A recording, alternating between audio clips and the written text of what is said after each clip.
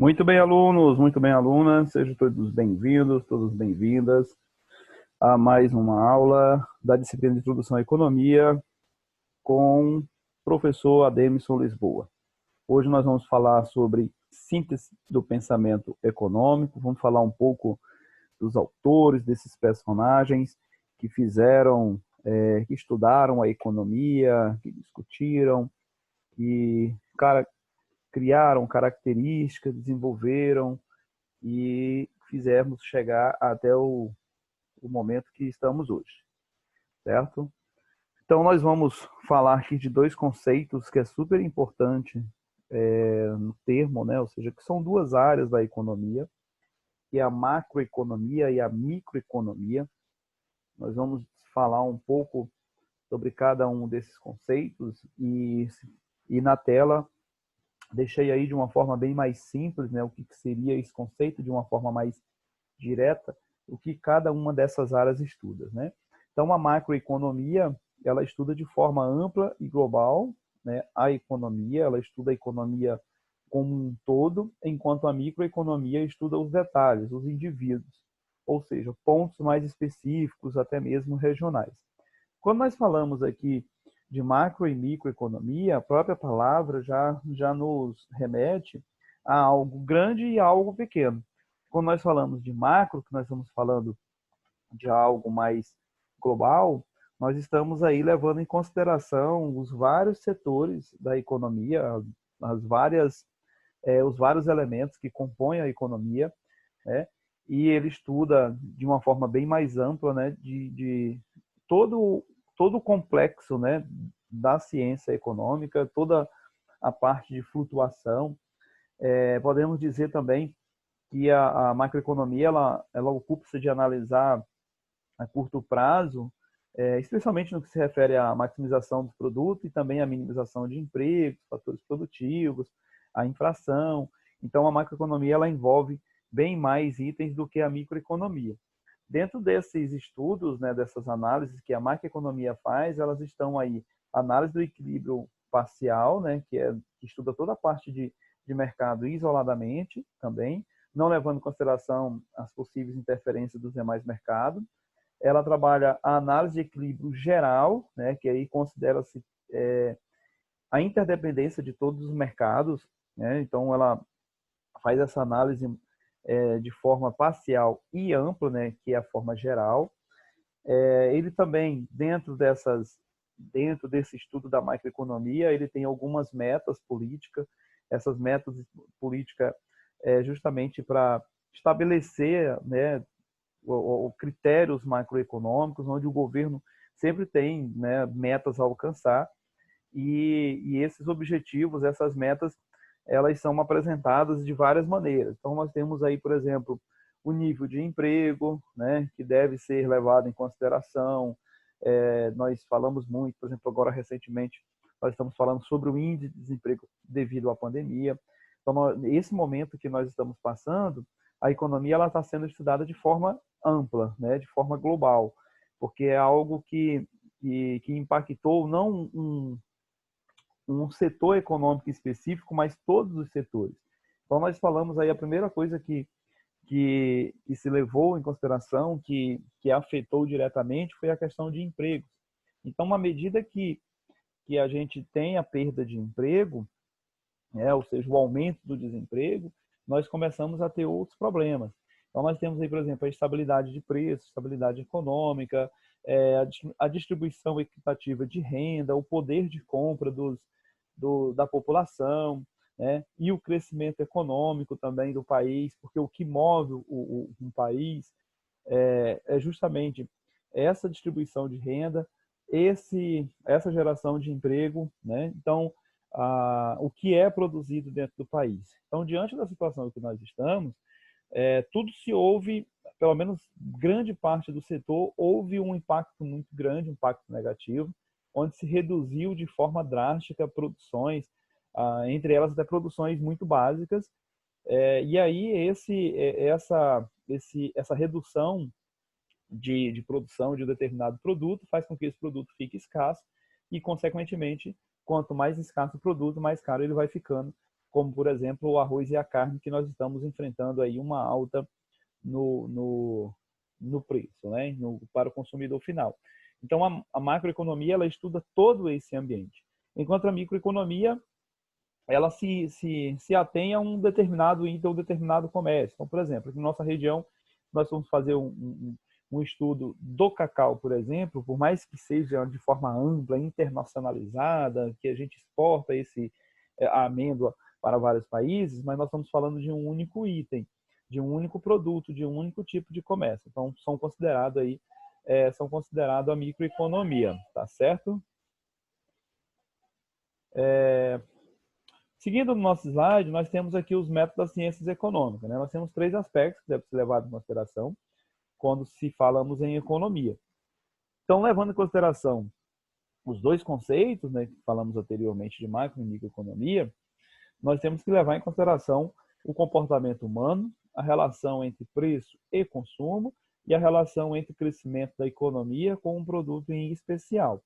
Então, nós falamos agora há pouco sobre a micro e a macroeconomia. A macroeconomia é o que faz um estudo que engloba todos esses estudos, mas querendo ou não, nós estamos, esses aspectos eles são intimamente interligados, que é, no caso, o comportamento humano. À medida que eu tenho um emprego, que eu tenho um poder de compra um pouco maior, por ser um país capitalista, consequentemente haverá um consumo maior de determinado produto, haverá uma oferta maior e haverá, claro, uma demanda maior para as indústrias. Então, nós temos aí uma economia que ela vai girar. Isso é muito comum nos mercados capitalistas, né? Que é justamente o que a gente já discutiu na nossa teleaula, né? No nosso encontro remoto, que nós discutimos justamente os modelos econômicos descentralizados e centralizados. Como nós estamos falando do modelo descentralizado especificamente, então é assim que a economia ela vai se movendo. Então, dependendo do comportamento humano, da relação entre o preço e consumo e a relação entre esse crescimento da economia com o produto em especial, é a forma como será ditado a economia. Então, levando em consideração a economia do Brasil, por exemplo, onde nós temos aí 99% das empresas, elas são, isso dados do Sebrae agora recentemente, 2019, 99% das empresas, elas são microempresas ou empresas de pequeno porte. Então, nós temos apenas 1% das empresas que são empresas de médio porte e empresas grandes. Então, olha a quantidade de empresas que fazem, que fazem parte desse conglomerado. Então, o que move o Brasil, na realidade, são os microempreendedores. Tanto os microempreendedores individuais, né, que é uma nova modalidade, não tão nova, né, que é de 2014 para cá, mas tanto as microempresas, empresas de pequeno porte, como os microempreendedores é o que move a economia no Brasil.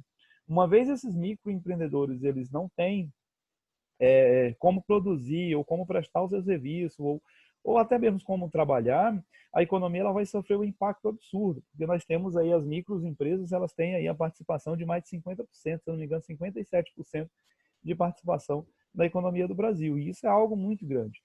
Com a medida que isso é impactado para essas empresas, ou seja, estou falando agora da pandemia de forma geral, que é um assunto atual, à medida que isso impacta esse, essa faixa, né, de empreendedores, a economia, ela com certeza, ela vai sofrer um impacto econômico negativo muito grande, que é o que nós estamos passando agora. Né? Nós temos aí alguns setores que, em vez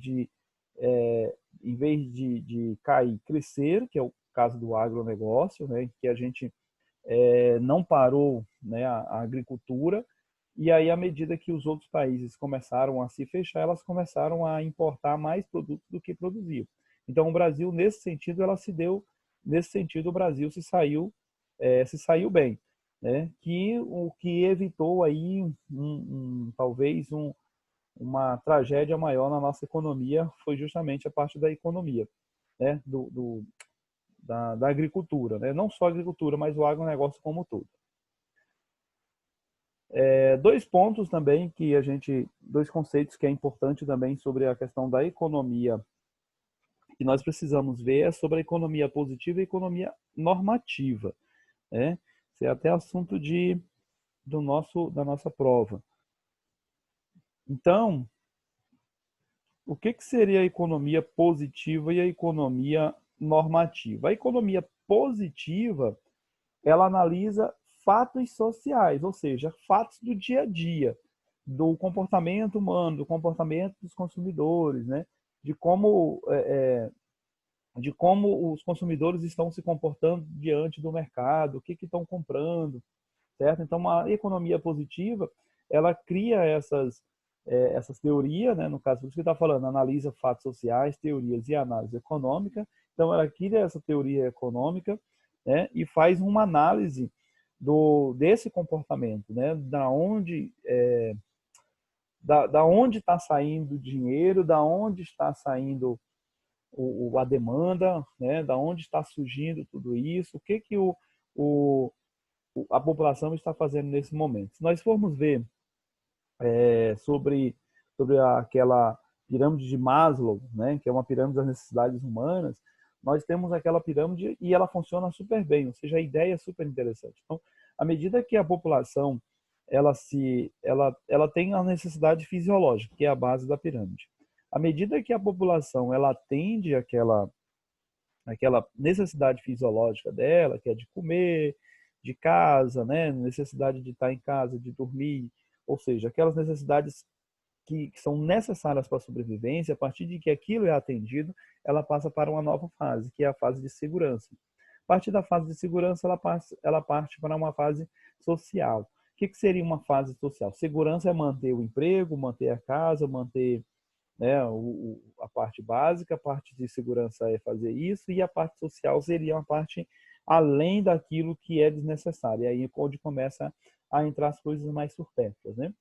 E aí nós temos aí na parte social, nós temos outras atividades, atividades de lazer, atividades de outros tipos de atividades relacionadas à qualidade de vida, né? Então entra aí parte de entretenimento, né? E aí vai subindo, né, até a autoestima e até a autorrealização. Então essa pirâmide de Maslow, ela não tem aqui no slide, vocês podem consultar, mas provavelmente você já deve ter visto isso, é justamente o que analisa, aqui a economia positiva. Já a economia normativa, né, ela é levada em consideração as políticas econômicas. Então, como foi falado para vocês em aulas anteriores, a política econômica, ou seja, a economia no nosso país e na maioria do mundo, ou seja, no mundo capitalista, a economia ela tem forte influência do Estado, né? Apesar de não parecer, né, apesar da livre iniciativa, né, do livre poder de comércio, essas coisas, mas ela tem as políticas econômicas, o governo ela intervém, né? Ela tem essa participação na economia, né? Então, como ela faz isso? Como é que o governo ele interfere na economia? Através da norma, por isso chama normativa. Através de políticas econômicas, avaliação de resultados, né? Pontos de vista econômico vigente, né? Então, as políticas econômicas elas sempre buscarão alcançar um objetivo social, né? Um objetivo específico que é debelar a inflação, né? Ou seja, controlar, distribuir melhor a renda, desenvolver uma região ou todo o país, né? Promover um crescimento ou desenvolvimento de um setor da economia. Então, a parte normativa, ela justamente vem para regularizar, né? Ou para regulamentar toda essa parte econômica de um país. E essas políticas elas são de suma importância para o crescimento de uma nação, para o crescimento de um país, né? Falando do país de uma economia capitalista, uma economia descentralizada.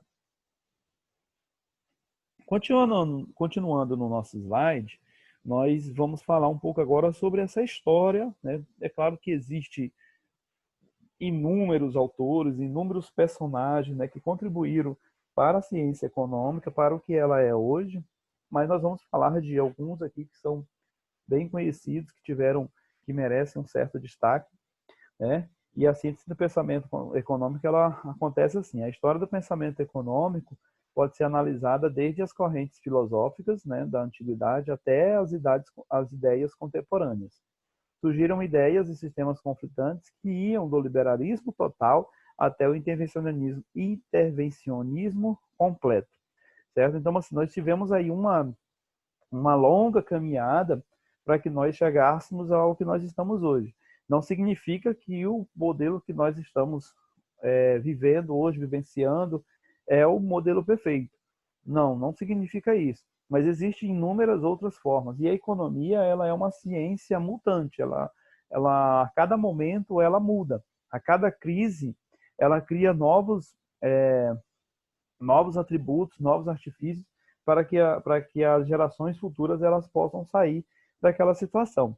Mas a crise, eu tenho essa opinião, já ouvi várias palestras, mas a crise, por incrível que pareça, em muitos momentos, elas são necessárias para que nós possamos crescer e desenvolver. Se nós formos levar em consideração todo o contexto histórico, independentemente de qualquer área, a crise ela sempre foi o momento em que houve um maior desenvolvimento, né?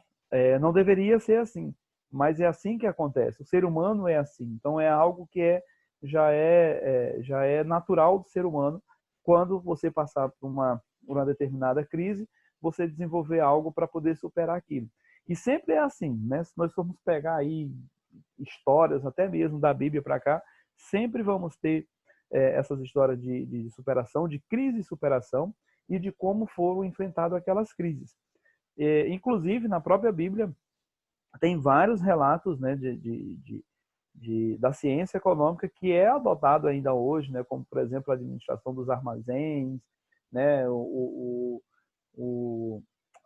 seja, o conceito de você armazenar, ou seja, tem um período, nós temos aqui um país tropical, né? Então nós temos aí uma intempéries diferenciada. Então nós temos aí inverno e verão, por exemplo, na região amazônica nós temos isso. Então vai ter momento em que você vai trabalhar só um certo período do ano para poder sobreviver os outros seis meses. É mais ou menos assim a situação. Então nós sempre temos aprendido isso, e isso não nasceu da noite para o dia. Isso são conceitos muito antigos, né? E dentro dessa história do pensamento econômico, nós temos algumas escolas, né? Nós temos vários pensamentos. Eu gostaria de relacionar para vocês aí esses 5, né? Que é a fisiocracia, a escola clássica, a escola socialista, a escola marginalizada ou neoclássica e a escola keynesiana ou revolução keynesiana, né? Então nós temos aí a fisiocracia, que foi uma das primeiras ciências, né? Por volta do século XVIII, né? Que François Keynes foi quem na verdade, quem idealizou, né? E a fisiocracia, ela tratava-se de uma doutrina de ordem natural, né? Ou seja, o universo ele era regido por leis naturais, imutáveis e universais, desejada pela providência divina, né? As explicações eram somente as terras, e tudo que viesse da natureza era considerado como fator econômico.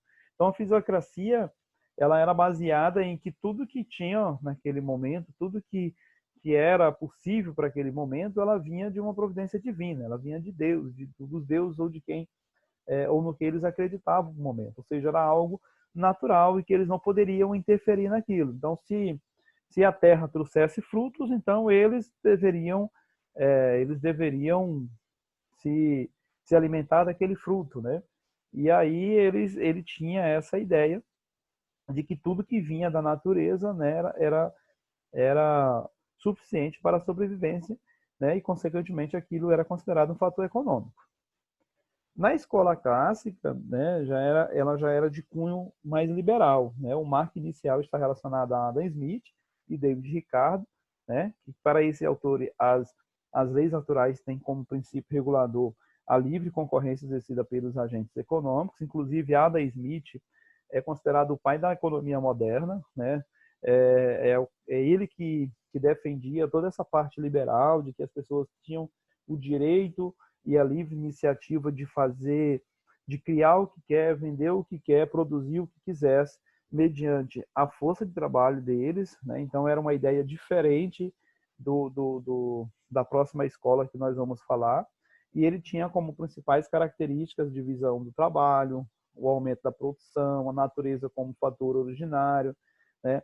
Adam Smith é um apologista da nascente classe industrial e oponente dos privilégios e da proteção do Estado. Ele não acreditava na ordem natural, então ele já ele já não acreditava na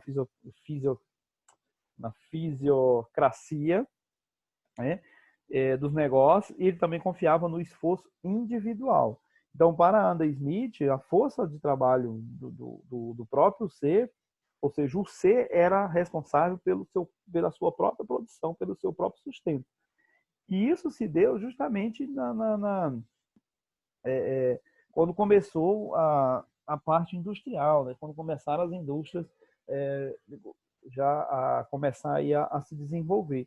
Então, Adam Smith ele já pensava nessa questão. E até hoje ele é lembrado, né, justamente por causa dos seus conceitos, porque Adam Smith ele tem os conceitos dele são totalmente capitalistas, né?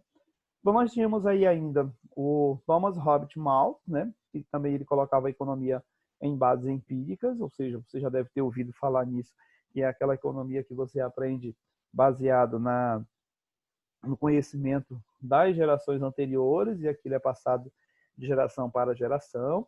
Mas também tinha David Ricardo, né, que desenvolveu também estudos sobre rendas diferencial da terra, deu importância ao ouro e surge a urbanização, né, e surgimento das cidades e ampliação do comércio. Então, o David Ricardo ele fez com que nessa importância ao ouro, consequentemente surgiu o conceito de que quanto mais raro for determinado produto, maior o preço deve ser ofertado. Porque quanto mais raro é, mais difícil é de ser coletado, então, consequentemente ou de forma natural, esses valores eles vão aumentando, que é o que nós chamamos da lei da oferta e da demanda.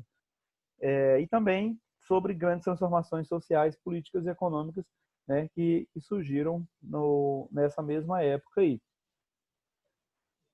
A escola socialista de Marx, né, de Karl Marx, já fez um apanhado, né, bem criterioso em relação ao capitalismo.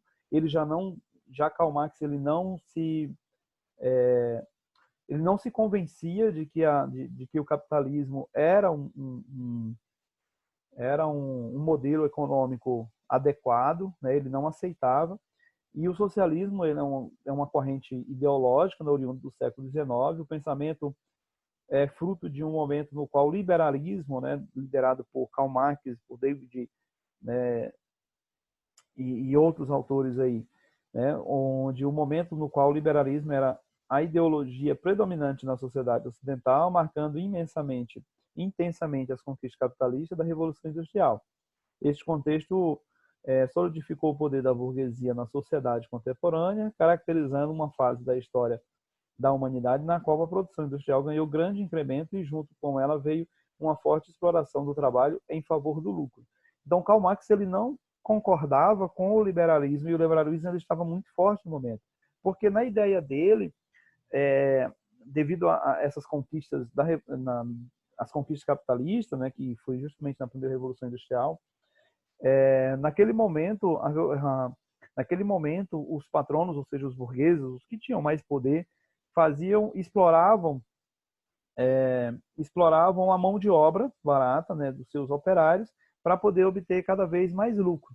Inclusive, nesse mesmo período aqui, entra alguns conceitos, né, de administração, onde surgiu alguns conceitos que a gente utiliza, que é, no caso, produzir mais, consumindo um pouco menos. Nessa época que a classe operária ela era muito pouco valorizada ou quase nada valorizada.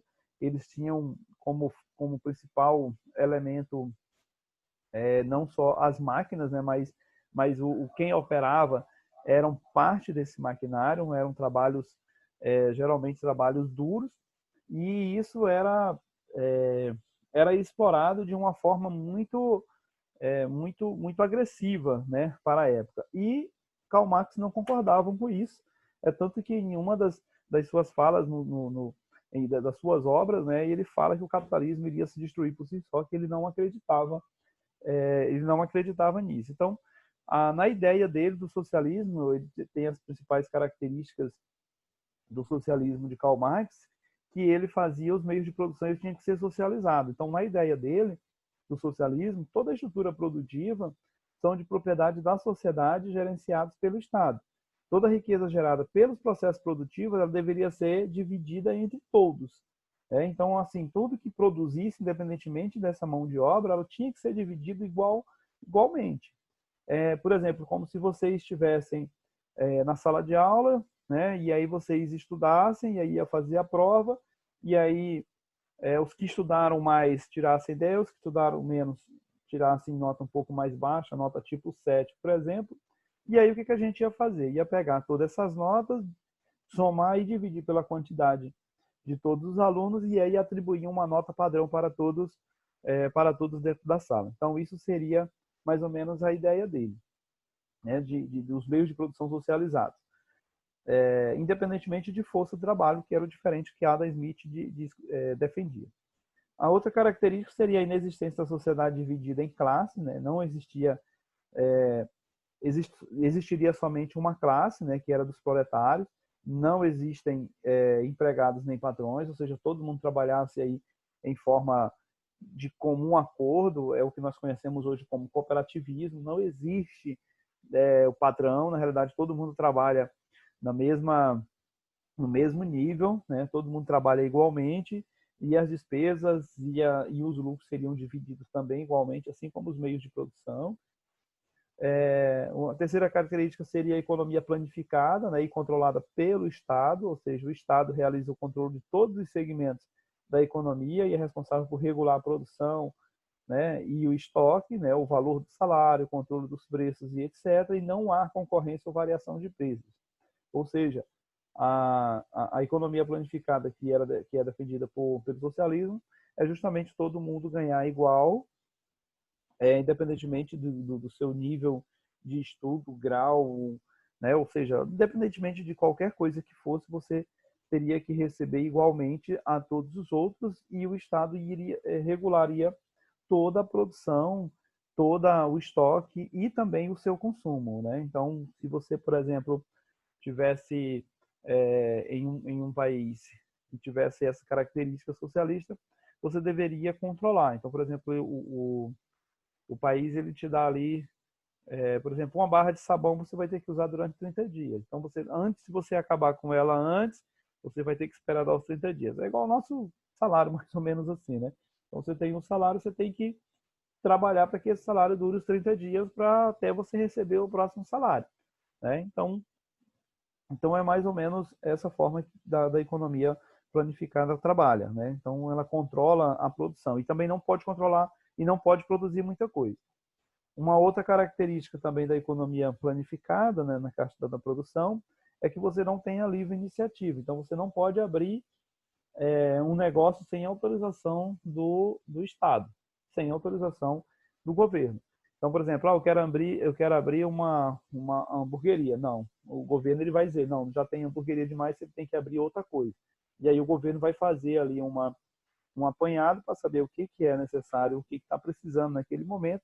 E aí se você quiser abrir um negócio, você tem que abrir um negócio baseado no que o governo determinar. A escola keynesiana, né, que foi feito por John Maynard Keynes, né, é o expoente máximo do pensamento econômico, né, que revolucionou todo o conteúdo teórico dessa ciência. A análise de Keynes voltou-se para problemas de estabilidade a curto prazo e procurava determinar as causas das flutuações econômicas, dado pelo nível de renda da população e do emprego em países industrializados. Já na escola keynesiana, ou revolução keynesiana, né, ele contestava a condenação do capitalismo por Marx. Então, ele não aceitava que o capitalismo, ele não concordava com tudo que Marx falava. Porém, ele dizia que o capitalismo não regulado e sem a intervenção do Estado mostrava-se incompatível com a manutenção do emprego e da estabilidade econômica. Então, ele ficava aqui no meio termo entre Adam Smith e Karl Marx, né? Porque ele defendia o capitalismo, porém não poderia deixar também o capitalismo correr solto. Ele defendia que tivesse ali um equilíbrio entre esse liberalismo e a intervenção do Estado para que não saísse do controle. Ele defendia ainda, no terceiro item, aí que vocês estão vendo no slide, ele defendia a adoção de uma política deficitária para tirar o país da depressão a curto prazo. Então, ele defendia essa adoção, ou seja, essa intervenção do Estado, justamente para tirar a nação, porque na época eles passavam pela Grande Depressão de 1930, né, até 1945, né, deixa eu ver quanto foi que ele viveu, foi de 1883 a 1946, então na década de 30 aí, o país estava em Grande Depressão. E ele defendia que o país, né, que a nação, ela adotasse uma política deficitária, ou seja, uma política que teria que investir tudo que tinha nos cofres públicos para poder resolver a situação a curto prazo. E na ideia dele, fazendo isso, rapidamente a nação recuperaria a economia novamente, né, baseado nesse contexto, baseado nessa teoria dele. Tá? Então ele queria que o Estado, por já fazer parte, né, dessa economia intervencionista do Estado, ele queria que o Estado usasse toda a sua reserva para poder tirar a nação da depressão. Ok? Então eu deixo para vocês como atividade, né, como atividade prática, eu deixo essa atividade aí, que baseado nos conceitos de macro e microeconomia, vocês vão identificar e enumerar os principais itens que movem a economia do nosso estado, aqui no Pará, né? E aí vocês vão fazer um breve resumo, né, um breve comentário, pode em um arquivo, em PDF, e vocês vão colocar lá no SIGA no link correspondente, tá? Então, como é que vocês vão fazer esse resumo? Na realidade, eu quero que vocês façam uma pesquisa, uma breve pesquisa sobre os principais itens que movem a economia no nosso estado. Então, o que está movendo a economia? Faz aí, é gado, é minério, é cacau, é agricultura, é prestação de serviço, o que é que faz com que a nossa economia, a economia do estado do Pará, ela se desenvolva. Tá? Então, vocês vão elaborar aí esse resumo, tá? Pode ser em forma de comentário mesmo, comentado normalmente aí com as referências que vocês acharem, e vocês postem lá no SIGA no link correspondente, tá certo? Eu aguardo então a atividade de vocês, já valendo aí, essa atividade é valendo já a prova de vocês, tá certo? Então, deixo vocês essa atividade aí e até nossa próxima aula, que nós vamos falar sobre processo de industrialização, tá certo? Então, bons estudos a todos.